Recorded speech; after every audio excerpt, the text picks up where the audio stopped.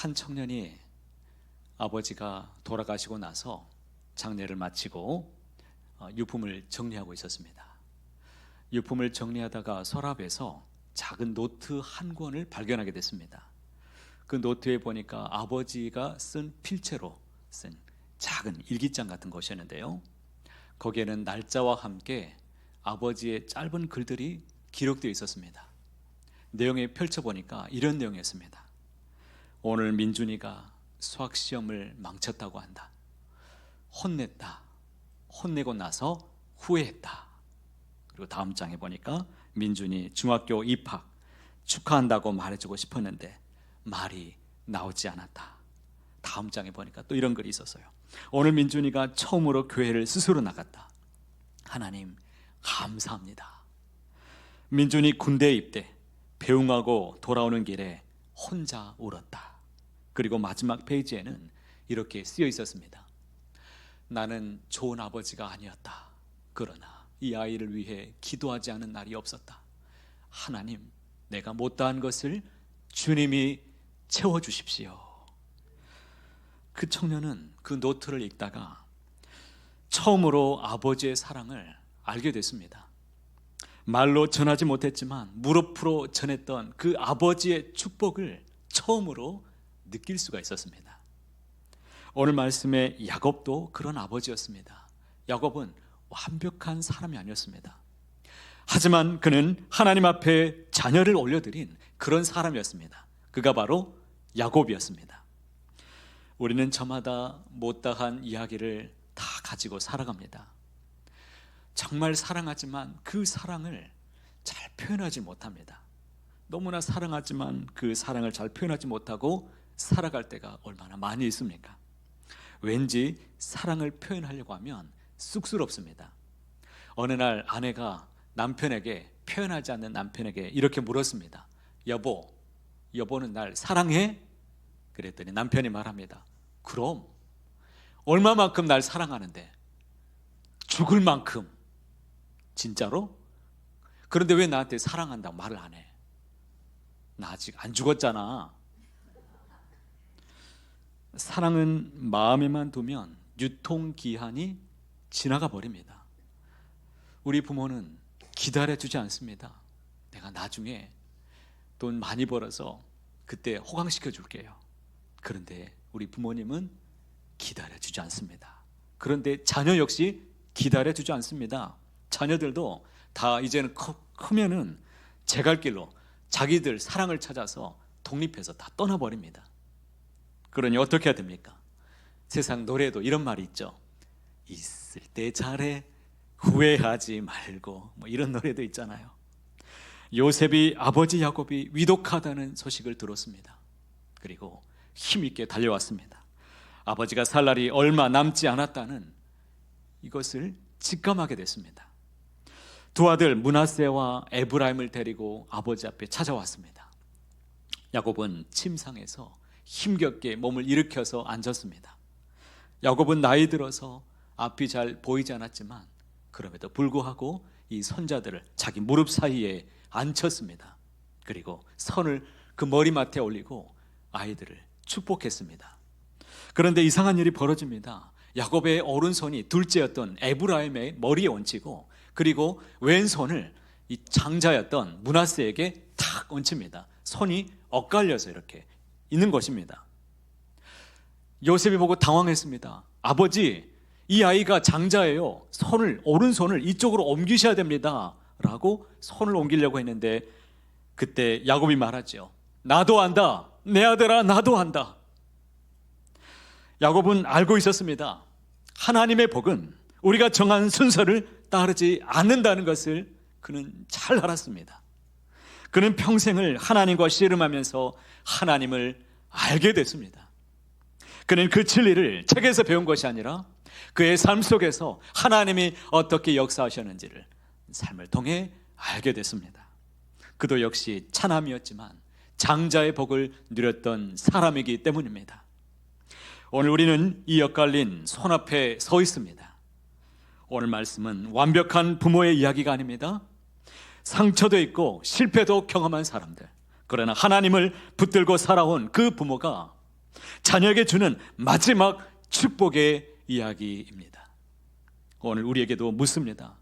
부모로서 자녀에게 무엇을 남겨줄 것인가? 여러분은 자녀들에게 무엇을 남겨주시길 원하십니까? 각자가 생각하는 것이 아마 다 있을 것입니다. 이구동성으로 물어보면 다 믿음을 물려주겠다라고 다 선언합니다. 그런 일들이 많아지기를 축복합니다. 특별히 여러분에게 권면드립니다. 무엇보다도 자녀들에게 축복을 남겨주시기를 바랍니다. 자녀들에게 축복을 주십시오.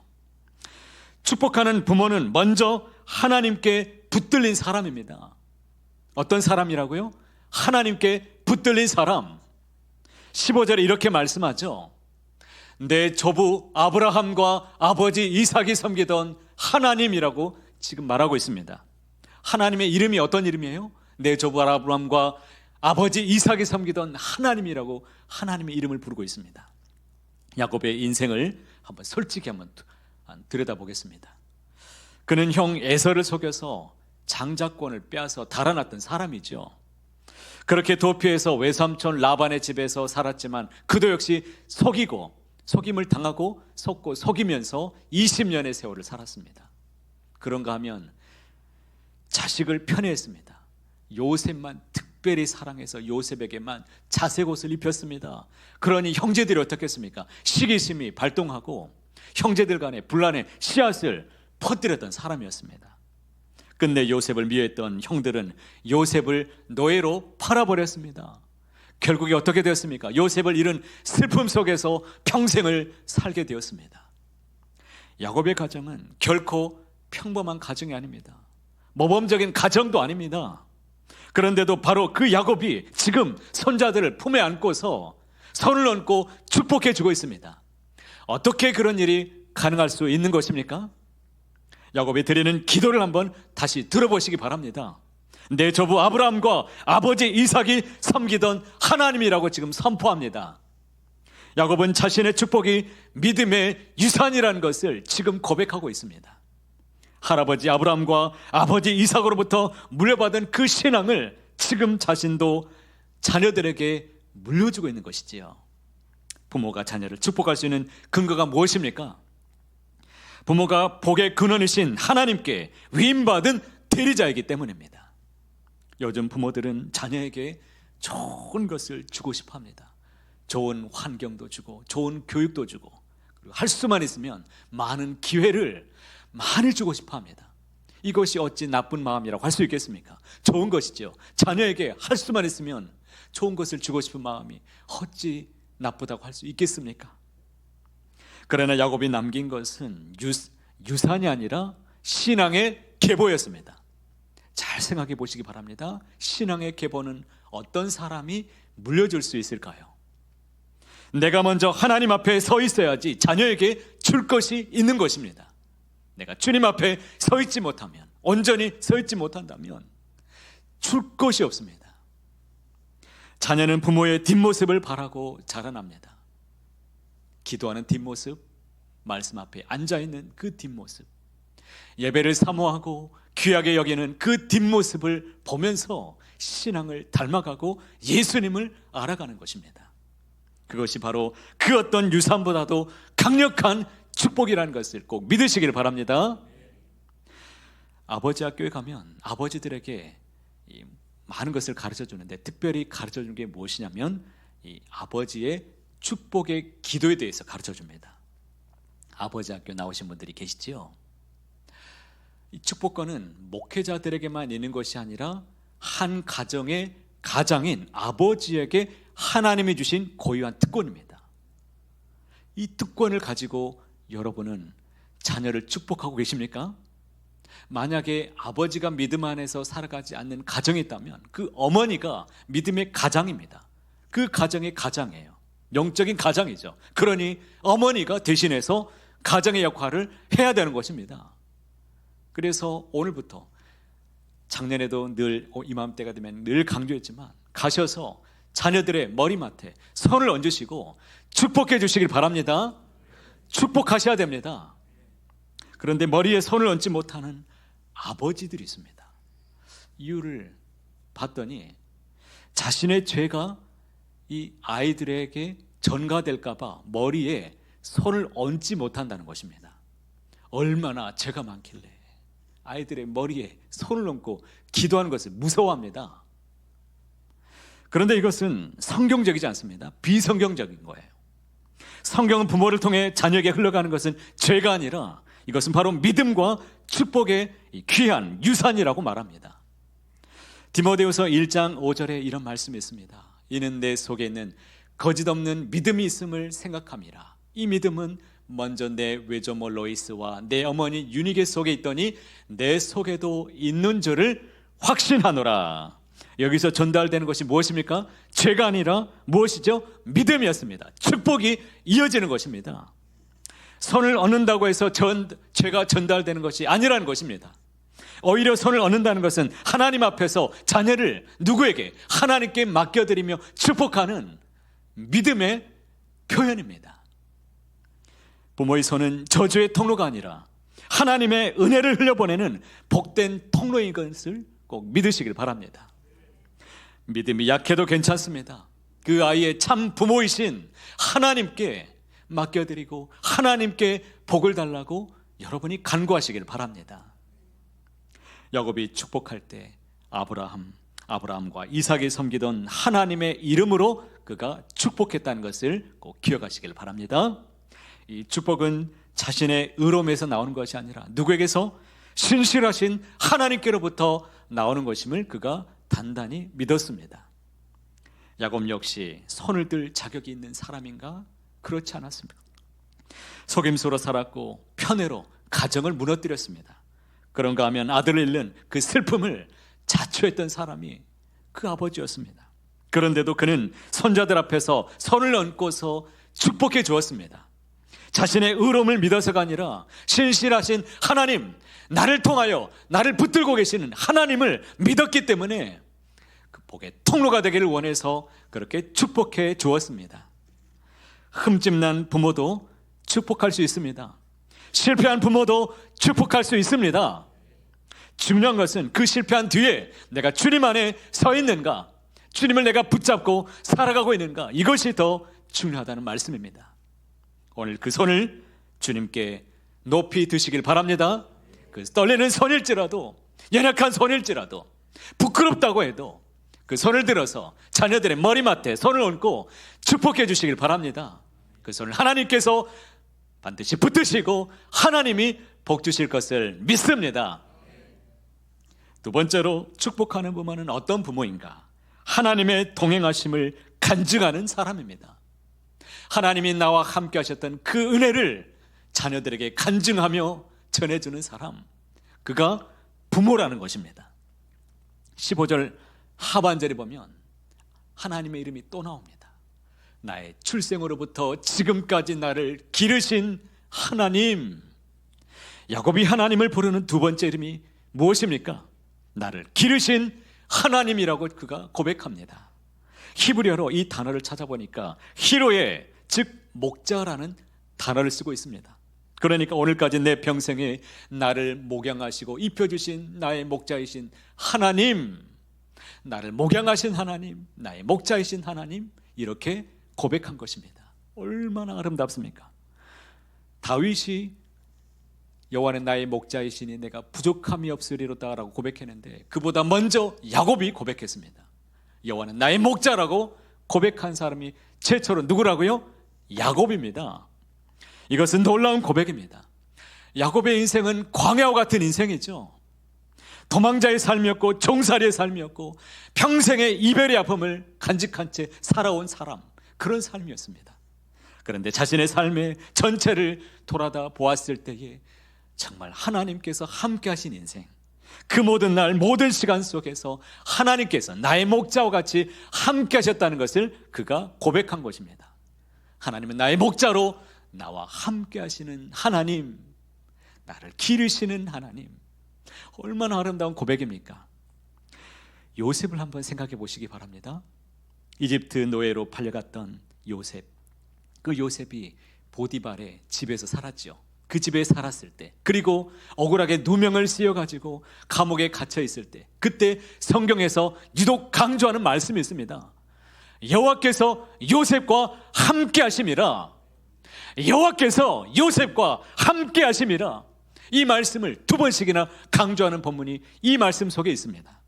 요셉이 총리가 되어서 하나님이 그와 함께 하신 것이 아니라, 요셉이 노예 자리에 있을 때, 그가 비참하게 억울하게 옥살이할 때, 그때도 하나님이 요셉과 함께 하셨다라고 성경이 강조하고 있습니다. 그런데 요셉은 어디서 이 믿음을 배웠던 것일까요? 요셉의 믿음이 과연 어디서 이 귀한 믿음을 그가 배우며 자라났던가? 17년의 세월 동안 야곱의 집에서, 아버지에게서, 부모에게서 그가 신앙을 배웠던 것입니다. 불완전했지만 하나님을 붙들었던 부모에게서 그가 배운 신앙입니다. 어느 권사님의 간증을 저는 잊을 수가 없습니다. 그분의 어머니는 글을 읽지 못했습니다. 올해 옛날에 글을 읽었던 부모님이 과연 얼마나 되겠습니까? 못 배우며 살았습니다. 그러니 성경도 읽지 못합니다. 그런데 그 어머니가 새벽에 항상 일어나면 날마다 하는 일이 무엇이냐면, 부엌에서 혼자 무릎을 꿇고 간절하게 기도를 한다는 겁니다. 자녀들의 이름을 하나하나 불러가면서 하나님께 맡기면서 자녀들을 위해서 기도하는데, 안방에까지 어머니의 기도 소리가 들렸다는 거예요. 그래서 그 권사님이 이렇게 간증했습니다. 저는 저의 신앙은 처음 제가 어디서 배우느냐, 교회 학교에서 배운 것이 아니라 어머니, 이 집안에 있는 부엌에서 저는 신앙을 배우며 자랐습니다. 저는 이 고백을 지금도 잊지를 못하겠습니다. 신명기 6장 7절에 그 말씀이 기록되어 있습니다. 자, 이 말씀을 함께 소리내서 읽도록 하겠습니다. 내 자녀에게 부지런히 가르치며 집을 앉았을 때든지, 길을 갈 때든지, 누워있을 때든지, 일어날 때든지 이 말씀을 강론할 것이며, 할렐루야. 여기서 강론할 것이다 라는, 강론이라는 이 단어를 주목해 보면 히브리어 단어 샤난, 반복해서 새기다 라는 단어를 쓰고 있습니다. 반복해서 새기다. 그러니까 칼날을 예리하게 날마다 반복해서 갈아가는 삶을 말하는데, 이 강론하다는 것은 말씀을 설명하다는 것이 아닙니다. 그 말씀을 삶 속에서 계속해서 들려지게 만드는 삶을 말합니다. 계속해서 들려지게 만드는 삶이 바로 강론하다는 것입니다. 어디서나 예수님의 이야기가 자연스럽게 흘러나오는 가정이 되시기를 축복합니다. 부모의 가장 강력한 자산이 무엇일까요? 그것은 간증입니다. 부모의 강력한 자산은 간증입니다. 자녀들이 때로는 이런 질문을 여러분에게 불쑥 던질 수 있습니다. 엄마는 교회에 그렇게 열심히 다니는데 왜 우리는 이렇게 힘들게 살아? 하나님이 살아계신다면 정말 이렇게 우리가 힘들게 살 수 있어? 아빠는 이렇게 교회에서 직분받아 살아가는데 우리가 이렇게 힘들게 사는 이유가 도대체 뭐냐고 물어본다면 여러분은 어떻게 대답해 주시겠습니까? 만약 그렇게 묻는 자녀가 있다면 꼭 이렇게 대답해 주시길 바랍니다. 저희 어머니가 저에게 이렇게 대답했습니다. 하나님이 아니었으면 나는 못 살아 씨야. 그 고백을 통해 여러분 우리는 신앙을 배우는 것입니다. 그 고백을 통해 저는 하나님을 알게 됐습니다. 신앙은 교실에서 전달되지 않습니다. 배고픈 자리, 밥상 머리에서 우리는 배웁니다. 아픔이 있는 그 자리에서 하나님의 사랑을 배웁니다. 넘어진 그 자리에서 다시 일어서는 그 뒷모습을 통해서 그것을 바라보며 하나님의 성품과 인격을 배우게 됩니다. 시편 78편 4절에 이렇게 말씀하죠. 함께 읽어보겠습니다. 우리가 이를 그들의 자손에게 숨기지 아니하고 여호와의 영예와 그의 능력과 그가 행하신 기이한 사적을 후대에 전하리로다. 이 역할이 누구의 역할이라고요? 부모가 맡은 역할이란 겁니다. 여호와의 영예와 그의 능력과 그가 행하신 모든 기이한 모든 일들을 누가 전해야 됩니까? 부모가, 우리가 경험한 하나님을 우리가 전해야 되는 사명이 우리에게 있는 것입니다. 이것이 부모의 본질적인 사명입니다. 자녀는 부모의 신앙을 보면서 살아갑니다. 설교가 아니라 삶으로 보여주는 그 모습을 통해서 진짜 하나님이 어떤 분이신가를 자녀들이 알게 됩니다. 그러니 여러분 보여주시길 바랍니다. 살아계신 하나님, 전능하신 하나님, 나를 사랑하고 계시는, 지켜주시는, 보호하시는 하나님을 여러분의 삶을 통해서, 끝까지 살아내는 삶을 통해서 힘있게 보여주시기를 주님의 이름으로 축복합니다. 마지막으로 자녀를 축복하는 부모는 어떤 부모인가? 하나님께 그 자녀들을 맡기는 부모입니다. 하나님께 자녀를 맡기는 그 부모. 16절에 이렇게 말씀하죠. 나를 모든 환난에서 건지신 여호와의 사자께서 이 아이들에게 복을 주시오며 라고 고백합니다. 야곱의 기도에서 가장 중요한 부분이 바로 이 부분입니다. 야곱은 내가 이 아이들에게 복을 준다라고 고백하지 않습니다. 무엇이라고 말합니까? 하나님께서 복을 주시옵소서, 하나님이 그 자녀들에게 복을 달라고, 하나님께서 해달라고 지금 고백하고 있습니다. 이것이 중요합니다. 축복의 주체가 누구입니까? 야곱입니까? 아닙니다. 누구이십니까? 하나님이십니다. 복은 하나님이 주시는 겁니까? 주시는 겁니다. 야곱이 손을 얹었지만 그 손은 하나님께 그 자녀를 주님 앞에 올려드리는 복된 손입니다. 나를 통하여 복이 흘러가서 그 자녀를 하나님께서 맡아달라고, 하나님이 인도해달라고 올려드리는 복된 손인 것입니다. 그런데 야곱의 손이 엇갈렸습니다. 어떻게 엇갈렸습니까? 오른손이 차자에게, 왼손은 장자에게 이렇게 엇갈린 겁니다. 요셉은 그것을 바로잡고 싶었습니다. 그러나 야곱이 허락하지 않았습니다. 왜 그렇습니까? 하나님은 인간의 계산과 순서를 넘어서 일하시는 분이심을 그가 알았기 때문입니다. 이 엇갈린 손은 우리에게도 지금도 말씀합니다. 하나님의 계획은 사람의 계획과 다를 수 있다라고 말씀하십니다. 어떤 엄마가 아들이 의대에 가기를 간절히 원했습니다. 그래서 기도도 그렇게 했습니다. 하나님, 이 아들을 의사로 만들어 주십시오. 아빠가 의사니까 당연히 아들도 의사가 돼야 돼요. 그래서 그렇게 기도했습니다. 열심히 그렇게 뒷바라지를 했습니다. 그렇게 세월이 지나서 이 아이가 수능 시험을 봤는데 그날 부모에게 딱 하는 말이 무슨 말이냐면, 엄마 아빠 저 신학교 갈래요. 아이가 느닷없이 신학교를 가겠다고 그럽니다. 한 번도 생각해 본 적도 없고 부모가 받아들일 수가 없습니다. 아니 네가 왜 신학교를 가? 네가 왜 신학교를 가? 그것은 그토록 원했던 오른손의 자리가 아니었습니다. 너는 오른손의 자리가 아니야. 그 자리에 가면 안 돼. 세월이 흐른 후에 이 아들이 선교지에 가서 선교사가 됐어요. 이 선교지에 가서 이 부모가 어떻게 사나 너무너무 궁금해서 선교지에 가서 봤더니 이 아들이 얼마나 행복해 보이는지 부모가 처음 고백했어요. 뭐라고, 아들이 저렇게 행복해하는 모습을 우리가 처음 본다. 저렇게 행복해 할 수 있느냐. 하나님이 저렇게 우리 아들을 귀하게 쓰시는구나. 그러면서 깨달았다고 합니다. 우리는 자녀에게 좋은 대학, 좋은 직장, 좋은 배우자를 만나기를 우리는 소망하고 원하지요. 원하지요? 그 마음이 틀린 것이 아닙니다. 여러분 기도하십시오. 그러나 때로 하나님은 우리가 예상하는 그 방향으로 이끄시는 것이 아니라 전혀 예상하지 못했던 방향으로도 하나님 우리의 자녀를 이끌어 가시는 분이십니다.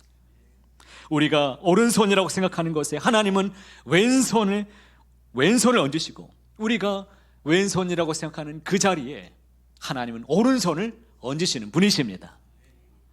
한날 한번 보십시오. 그녀는 아이가 없어서 통곡하며 하나님께 간절히 기도했습니다. 하나님, 나에게 아들을 주십시오. 아들을 주시면 그의 평생을 하나님께 드리겠습니다. 간절히 소원했죠.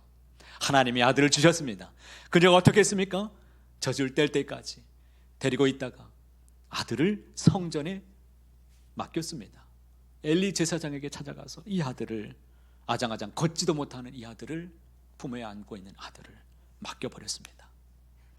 어찌 아들이 아깝지 않았겠습니까? 어찌 젖을 먹이는 그 순간마다 하나님 용서해 주십시오. 제가 망언을 했습니다. 제가 잘못된 서원을 했습니다. 그렇게 고치고 싶지 않았겠습니까? 얼마나 사랑스럽겠습니까? 젖동량하는 이 아이 어떻게 맡길 수 있습니까? 자녀를 하나님께 내어드리는 것이 어떤 것인지를 한나는 몸으로 느낀 사람이죠. 한나는 자녀를 포기한 것입니까? 그렇지 않습니다. 자녀를 하나님의 손에 그녀가 온전히 맡긴 것입니다. 그리고 그 사무엘이 이스라엘의 역사를 바꾸는 위대한 선지자가 될 수가 있었습니다. 야곱은 요셉에게 말합니다. 19절 말씀에 이렇게 기록합니다. 그도 크게 되려니와 그의 아우가 그보다 큰 자가 되고 그의 자손이 여러 민족을 이루리라. 야곱은 므낫세를 버린 것이 아니었습니다. 두 손자 모두에게 똑같이 복을 빌어주었습니다. 다만 하나님의 주권적인 선택을 그가 따라간 것뿐입니다. 하나님의 손에 내어드리는 것은 자녀를 포기한 것이 아닙니다. 그보다 더 큰 손인 하나님, 전능하신 하나님께 자녀를 맡겨드린 것입니다. 잠언 16장 9절에도 이렇게 말씀합니다. 함께 읽어보실까요? 사람이 마음으로 자기의 길을 계획할지라도 그의 걸음을 인도하시는 이는 여호와시니라. 할렐루야. 자녀의 걸음을 인도하시는 분이 누구시라고요? 하나님이십니다. 자녀의 삶을 주장하시는 분이 하나님이십니다. 사랑으로 보호하시고 지켜주시는 이가 하나님이십니다. 그러니 부모는 그 하나님 앞에 자녀를 위해서 무릎을 꿇는 그런 귀한 복된 사명자들이 다 되시기를 축복합니다. 자녀를 위해서 무릎을 꿇으십시오. 오늘 이 자리에 아버지로, 어머니로 앉아 계신 분들이 대부분이죠. 자녀에게 잘 해주지 못했다는 죄책감을 안고 살아가는 분도 아마 있으실 것입니다. 또 어떤 이는 가정 안에 아직 풀리지 않은 문제 때문에 갈등으로 지금 고통받는 그런 가정도 아마 있을 것입니다. 믿음이 약해서 떳떳하지 못해서 자녀에게 손을 얹고 기도한다는 것이 여전히 부끄럽다라고 생각하는 그런 분도 아마 있을 수 있습니다. 그러나 야곱을 생각하십시오. 야곱도 그런 연약한 사람이었지만 하나님을 믿었기 때문에 하나님의 축복을 믿고 그가 두 손을 번쩍 들었습니다. 그 손을 올리시길 바랍니다. 그 연약한 손을 들어서 하나님이 축복해 주실 것을 믿습니다. 오늘 집에 가서 꼭 미션을 드리겠습니다. 오늘부터 지쳐있는 자녀들에게 손을 얹으시고 어깨에도 손을 얹고 머리에도 손을 얹고 자녀를 위해서 여러분이 축복해 주시기 바랍니다. 자녀를 위해서 기도해 줄 사람이 과연 누가 있겠습니까? 우리가 지탱해 주지 않으면, 우리가 축복해 주지 않으면, 우리가 기도하지 않으면 자녀들은 광야 같은 세상에서 이길 수가 없습니다. 포화를 맞으면서 견딜 수가 없는 것이죠. 그러니 이렇게 꼭 기도하시기 바랍니다. 하나님, 이 자녀를 하나님께 맡겨드립니다. 저를 지금까지 기르신 하나님, 여기까지 인도하신 하나님이 우리 자녀도 하나님께서 선한 길로 인도해 주시옵소서. 이렇게 축복해 보시기 바랍니다. 반드시 하나님이 복되고 복되고 복되고 선한 길로 인도해 주실 것을 믿습니다. 말이 막혀도 괜찮습니다. 손이 떨려도 괜찮습니다. 떨리는 그 손이 야곱의 손이요 하나님이 복 주시는 귀한 손이 될 줄로 믿습니다. 하나님의 계획은 결코 엇갈리지 않습니다. 반드시 하나님이 자녀에게 복을 주시고 지켜주시며 보호해 주실 것입니다.